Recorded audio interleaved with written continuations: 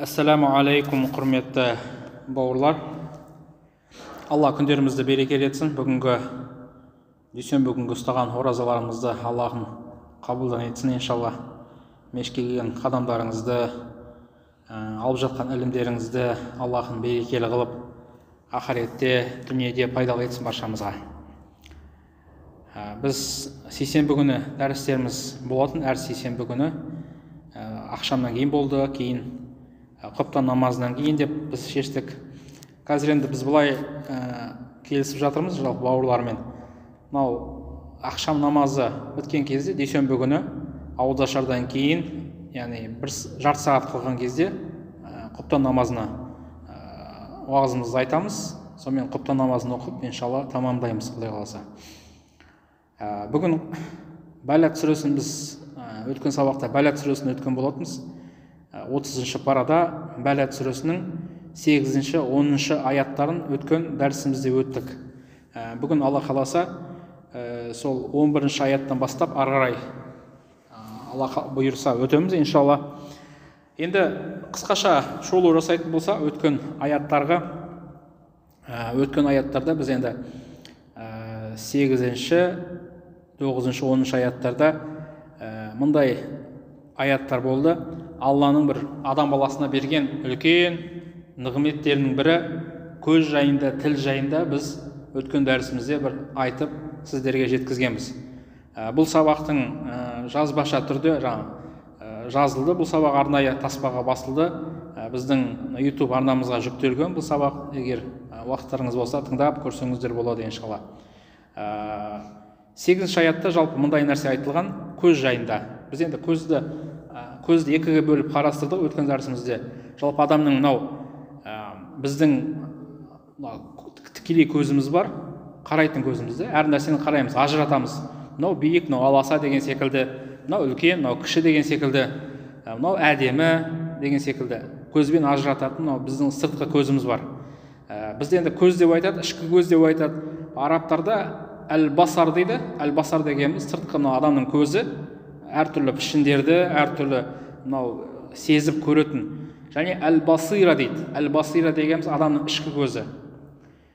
Көбінесе адамның сыртқы көзі арқылы біздерді Алла Тағала біздерге осыншама көзді берген, бірақ оның берудегі бірден бір несі, хикметі Алланың жаратылыстарына көз жүгірту. Алланың жаратылыстарына адамның өзі шыны керек, ақылда Алланың бір екеніне, Алланың теңдессіз жаратушы екеніне адамның көзді қарап, көзі жеткен кезде ол таңданбайтын көз жоқ негізінде. Біз бірақ қараймыз, көбінесе көрмейміз. Жай былай өте шығамыз көзбен. Бірақ ішке ойлап, бұған таңғалып, жаңағыдай ішкі көзбен көре бермейміз. Мысалы қарап отырсақ, абайлардың болсын, мағжандардың болсын, өлең жолдарында табиғатты суреттейді. Кезіндегі бабаларымыз мысалы сөздерінде келеді ғой. Мысалы адамды шебер дегенше, Алланы шебер десеңші, мысалы қар жаудырып қыс қылған, жұмыртқаны құс қылған деген секілді. Қарап отырсақ, сол кездегі ілгердегі бабаларымыздың өзі айналадағы біз көретін айналадағы жаратылыстарға қарап отырып Алланың бір хикметіне таңғалғанда, таңғалудың өзі үлкен бір тақуалыққа жеткізетін нәрсе.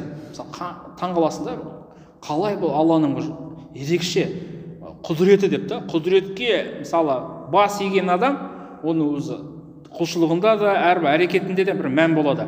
Мысалы қарап отқан кезде күнделікті жұмыртқа, мысалы кәдімгі тауықтың жұмыртқасы да көреміз де, шағамызда қуырып жейміз.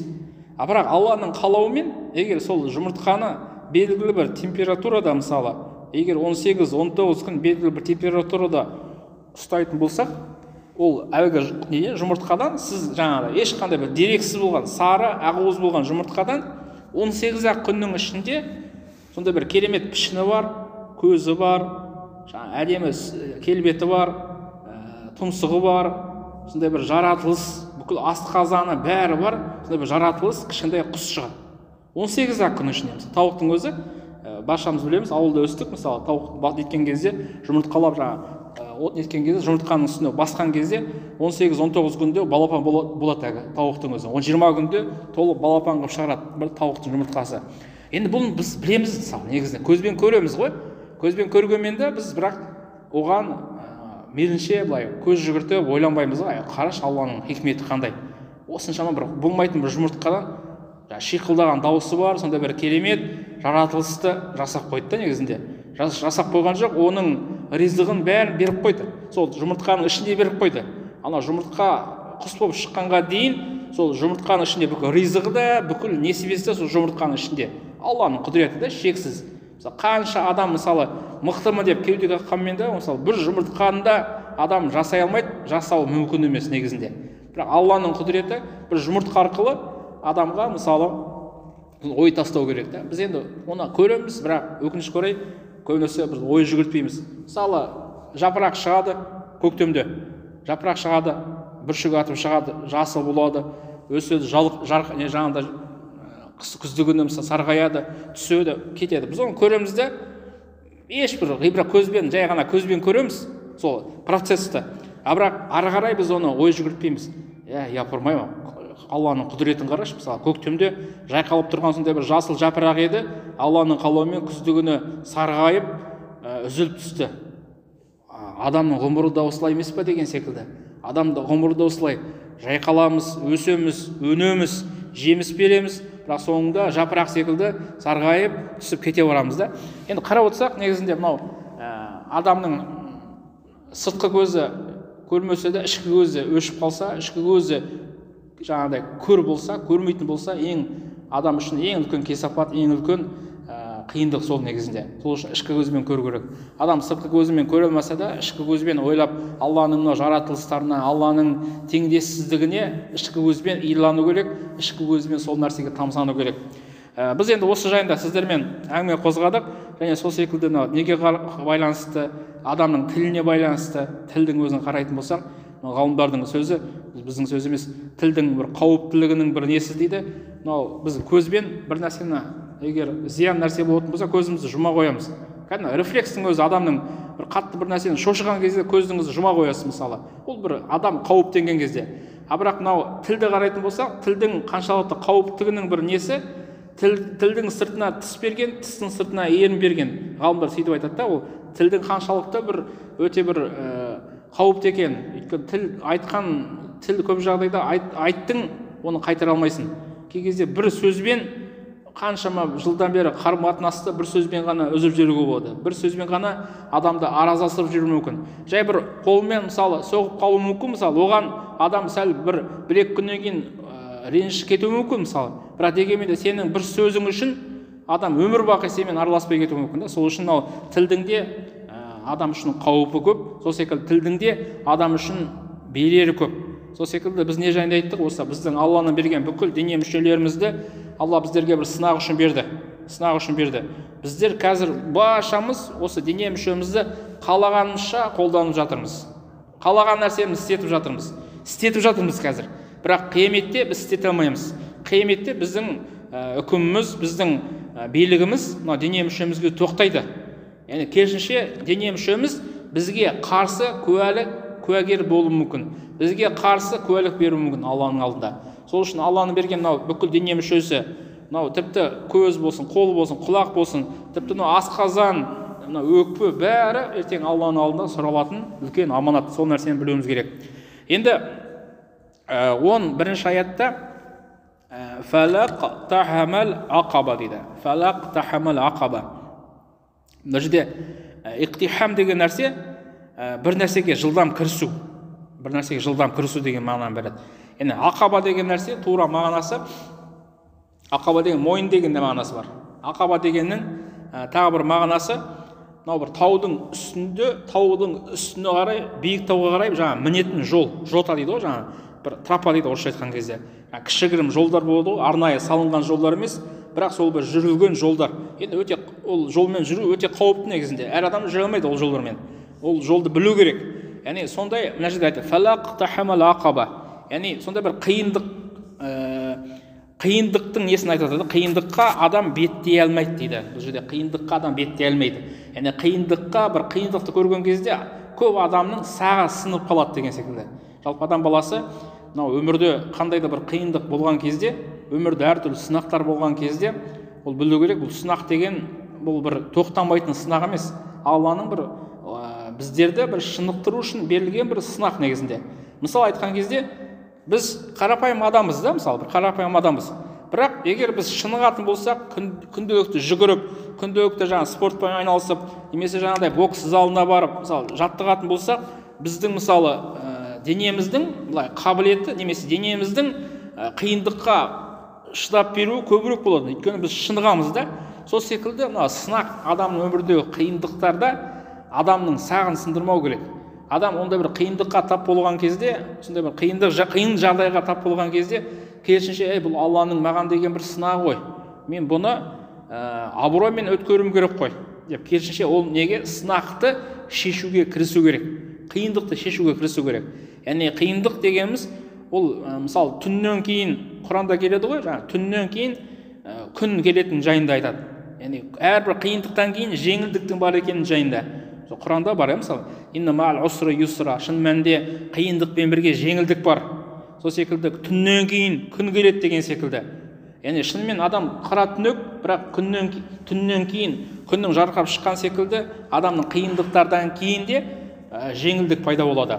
Мысалы, сіз біраз уақыттан кейін әлгі сіз үшін мысалы қиын көрінген нәрсе, мысалы қазір мысалы сіз үшін қиын көрінген нәрсе бір 2-3 жылдан кейін сіз үшін түкті бір ешқандай бір уайымдайтын нәрсе болмауы мүмкін да, жай бір 2-3 сағатта шешіліп кететін нәрсе болуы мүмкін. Қазір сіз үшін ол үлкен бір мәселеде шешу мүмкін емес, бір қиын секілді көрінуі мүмкін. Бірақ егер сол қиындыққа адам төтеп беріп, қиындықты шеше берген сайын, мысалы, сіз үшін ол қиындық болуы мүмкін.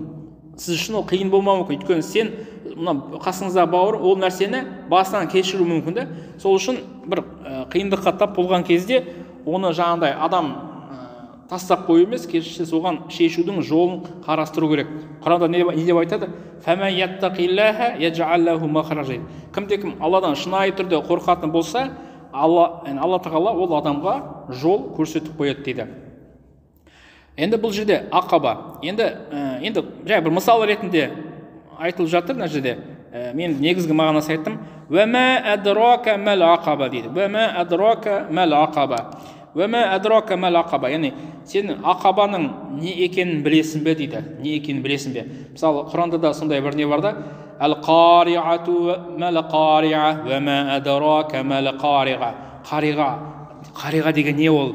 Қариға не екенін білесің бе деген секілді бір сұрақ секілді келетін болса Құранда, ол нәрсенің өте бір маңызды екенін көрсетеді. Яғни ақабаның не екенін білесің бе дейді. Ақабаның бір мысалы ретінде, енді бұл жерде мысал деген кезде бір оның бір арғай жалғастырып жатыр. Фәкку рақаба дейді. Фәкку рақаба деген нәрсе, фәк деген нәрсе босату. Бір бұл жерде негізгі мағынасы, тура мағынасы рақаба, мойынды босату. Яғни негізгі мағынасы құлды азат ету жайында. Құлды азат ету жайында. Енді бұл жерде құлды азат ету болғанмен де жалпы адам баласы мынау құлдық дейді ғой, мысалы құлдық сана сезім деген нәрсе бар да. Құлдық сана сезім деген нәрсе ол адамның мынау құлдық деген енді қазіргі кезде құлдар жоқ қой негізінде, бірақ құлдық сана сезімдегі адамдар болуы мүмкін. Өзін бір төмен санайтын адамдар болуы мүмкін. Керісінше сол адамға мысалы кейбір адамдар бар, мысалы қасыңыздағы бауырыңыз өз-өзіне бір сенімсіз болуы мүмкін. Ол бір ненің бір сананың бір ойдың несінде де, ойдың құлдығында негізінде. Көбіміз сондаймыз кей кезде. Бір нәрсені бастауға бара алмай тұрамыз. Бір нәрсені бастағымыз келеді, кіріскіміз келеді, бірақ жүрегіміз дауламайды. Бұл іс менің қолыма келмейді ғой деген секілді. Ол да біздің әлсіздігіміз негізінде. Егер керісінше мысалы сіз қасыңыздағы бауырыңызға тұрып айтатын болсаңыз, бауырым, сенің осындай бір жақсы қасиетің бар. Сен мықты әдемі жаза аласың, сен мықты жазушы боласың деген секілді. Сен әдемі сөйлейсің. Сенің осындай жаңағыдай ораторлық қасиетің бар деген секілді. Енді бір қасыңыздағы бір бауырыңыздың бір жақсы қасиетін егер айтып ол нәрсені ол бауырыңызға бір не беретін болсаңыз, қуат беретін болсаңыз, немесе бір стимул дейді ғой, немесе бір сондай шабыт беретін болсаңыз, яғни ол бауырыңызды сол бір ойдан, жаман ойлардан егер құтқаратын болсаңыз, сізді құлды қалай азат еттіңіз, ол да бір сондай негізі сол бір мағынада қасыңыздағы бауырыңызға бір жігер беру, қасыңыздағы бауырыңызға бір күш беру. Фәкку рақаба бұл ары қарай кетеді. Ау ит'амун фи яумин зи мас'аба. ятиман за мақраба ау мискинан за матраба дейді. Енді осы аяттарды тоқтап өтейік. Яғни итамун фи яумин зи масғаба, яғни қиын күнде тамақтандыру. Қиын күнде тамақтандыру. Енді қиын күнде тамақтандыру деген нәрсе, қиындықта сіз өзіңіздің жағдайыңызда қиын, бірақ қиын болса да біреуге өзіңіздің қолыңызды, көмегіңізді беру. Ондай жағдайлар болады кей кезде. Бір бауырыңыз кеп көмек сұрайды бір сізден. Көмек сұрайды. Көмек сұраған кезде енді бергің бір нәрсені ақшалай болсын, бір көмек сұрайды, сіз бергіңіз келіп тұрады. Бірақ шамаңыз жоқ та ол неге беруге. Бірақ қандай да шамаңыз болмаса да бір сол мәселесін шешуге кішкене болсын үлес қосуыңыз керек.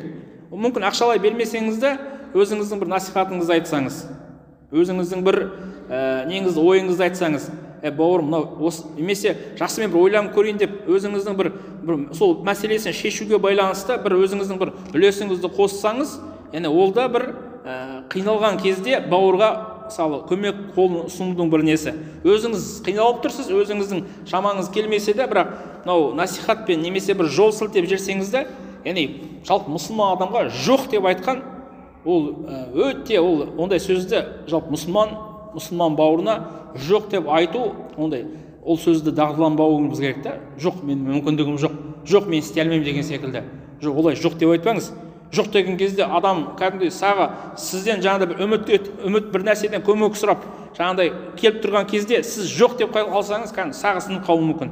Кәдімгідей бір бүкіл несі көңіл күй түсіп кетуі мүмкін. Ал егер сіз өзіңіздің қолыңыздан бір жәрдем қолын ұсына алмасаңыз да, егер бір ақылыңызды айтып жүрсеңіз, бауырым, ана жерде бір жұмыс бар деген секілді, немесе мынау бауырымнан осы ақыл сұрап көрейін, мүмкін осы бір көмектесе тұрар деген секілді, ондай бір ұсыныстар айтып жүрсеңіз, ол бір жоқ дегеннен қарағанда ол жақсырақ та. Сол үшін еш уақытта бауырыңызға жоқ деп айтуға, енді ол мүмкін кей кезде ондай жоқ деп айтылатын кездерде болады шығар, бірақ дегенмен де біз ондай сөзді айтпауға тырысуымыз керек.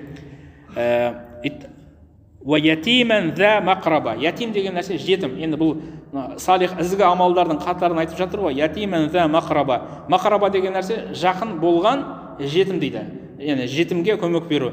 Жетімге көмек беру деген енді шыны керек, бұл жерде жақыннан болған жетім деген туыстарыңыздың ішінде, туыстарыңыздан жиен болсын, қандай да ағаңыздың бауыры болсын, Алла сақтасын, жетім қалатын болса, немесе жаңа қамқорсыз қалатын болса, ол ондай жетімді, туыстан болған жетімді бауырыңызға басу сіздің міндетіңіз. Мына жерде ятиман за мақраба деп тұрған сол нәрсе. Мысалы, жалпы енді мұсылман жұртшылығында ондай нәрсе жоқ та, жетімін жылату деген нәрсе жоқ. Сол үшін бауырларыңыздың ішінде бір жетім болса, немесе сондай бір адам болатын болса, сізге міндет болады. Сол бауырыңызға қарайласуыңыз, сол бауырлығыңызға жақсылық жасауыңыз. Пайғамбарымыздың саллаллаху алейхи ва саллям не деп айтты? Мен және мынау жетімге қамқоршы болған адам қияметте осылай боламыз деп айтты да. Осылай дегеніміз, былай екі қолын көрсеткен, жақын боламыз деген сөз. Жақын боламыз деген сөз. Яғни өте жақын боламыз деген сөз. Яғни сол үшін мынау жетімге қарайласу, жетімнің басын сипау, ол да мұсылман үшін үлкен бір сауапты іс. Ау мискинан за матраба дейді. Ау міскін дейді, міскінге көмектесу. За матраба деген нәрсе топырақ деген сөз. Бірақ бұл жерде топырақтың қандай қатысы бар деген нәрсе келетін сұрақ туындап тұр. За матраба деген нәрсе топырақтан басқа, яғни төбесінде бір шаңырақ жоқ, бұлай паналайтын панасы жоқ, үйі күйі жоқ адамды айтып тұр. Яғни оның баратын жері тек қана топырақ, топырақтың үстінде отырғаннан басқа оның еш амалы жоқ деген секілді. За матраба деген нәрсе сол. Ау мискинан за матраба. Яғни мүлдем жағдай жоқ, міскінге көмек беруіңіз. Яғни көмек беруіңіз дегеніміз, енді бұл жерде пайғамбарымыздың да жалпы мынау кедейге көмек берудің бір жолдары бар. Анау балық берме, не дейді? Қармақ бер деген қағида бар да. Балық берме, қармақ бер дейді. Яғни балық берме, қармақ бер деген нәрсе, тіпті бір кезінде бір сахаба пайғамбарымыздан жаңа көмек сұраған кезде, жағдай болмай көмек сұраған кезде, пайғамбарымыз саллаллаху алейхи ва саллям айтады: "Үйіңде не бар?" дейді. Үйіңде не бар дейді. Енді әртүрлі риуаяттар бар. Үйімде бір балтам бар дейді, бір ыдыс аяғым бар деп айтады. Онда балтаңды жаңа 2 дирхамға сат та, 1 дирхамына жаңа үй ішіңе тамақ ал да, 1 дирхамына бар да жаңағыдай неге барып ағаш кесіп ағаш сат дейді. Сөйтіп біраз уақыттан ағаш сатып, ағаш сатқаннан кейін біраз уақыттан кейін әлгі жағдайы дұрысталып, адам жалпы жағдайы бар адамдардың қатарына қосылған екен де. Енді бұл пайғамбарымыздың саллаллаху алейхи вассаламның жалпы жолы да. Пайғамбарымыз саллаллаху алейхи вассалам осылай жасаған. Енді арғы аятта былай деп келеді: "Сумма кана миналлазина аману ва тавасау бил хаққи ва тавасау бил мархама" дейді. Сумма кана, енді бұл жерде адамдарды екі топқа бөліп жатыр. Сумма кана миналлазина аману, иман келтіргендерден болған дейді. Ол қандай иман келтіргендер? Ва тавасау бис сабр, бір-біріне сабырлыққа шақырғандар. Бір-бірін сабырлыққа шақырғандар. Яғни сабырлыққа шақырған дегеніңіз, мысалы екі бауырыңыз, сіздің бауырыңызда, бауырыңыз мысалы кей кезде ол әртүрлі жағдайлар болады, ашуланып сізге қатты сөз айтуы мүмкін. Енді сіздің бауырыңызға деген бауырмашылдығыңыздың көрінісі, бауырыңыз егер сізге ашуланып тұрған кезде сізді солай ашумен қайтаратын болсаңыз, онда ол сіздің бауырмашылдығыңыз емес та. Енді бұл жерде уатавасау бис сабр деген, бауырым сабыр ет деп жаңағыдай бұрылып, адам ашуланып тұрған кезде одан сайын жаңағыдай отқа көсеу салмай, отқа жаңағыдай от салмай, одан кейін шегініп кету керек та. Мысалы кейін келіп айту керек: бауырым, сен жаңа біраз уақыттан кейін, адам ашу басылғаннан кейін, сен ісің дұрыс болмады, маған осы сөзді айттың деген секілді. Адам ашуланған кезде ол егер ашудың үстіне сіз сөз айтатын болсаңыз, ол дәл сол шайтан оны бір билік құрып тұрған кезде сіз ештеңе істей алмайсыз. Ол шайтанның жаңағыдай арбауы, сіз босаған кезде дәретін алғаннан кейін, егер сіз барып өзіңіздің кейін уәжіңізді айтсаңыз болады. Яғни уатавасау бис сабри уатавасау бил мархама. Мархама деген мейірімділік, кешірімділік. Мұсылмандар бір-біріне кешірімді болу. Мұсылманның жаңа хадисте келеді ғой, мұсылман егер мұсылманмен 3 күннен артық ұрыспайды дейді. Егер ұрысып қалса, бірінші барып кешірім сұрайды дейді. Енді улайка асхабул маймана. Міне солар оң жолдағы адамдар дейді. Оң жолдағы адамдар дегеніміз, амал дәптері оң қолмен берілетін адамдар. Яғни оң қолдан берілудің өзі ол жақсылықтың нышаны. Енді бітіреміз иншалла.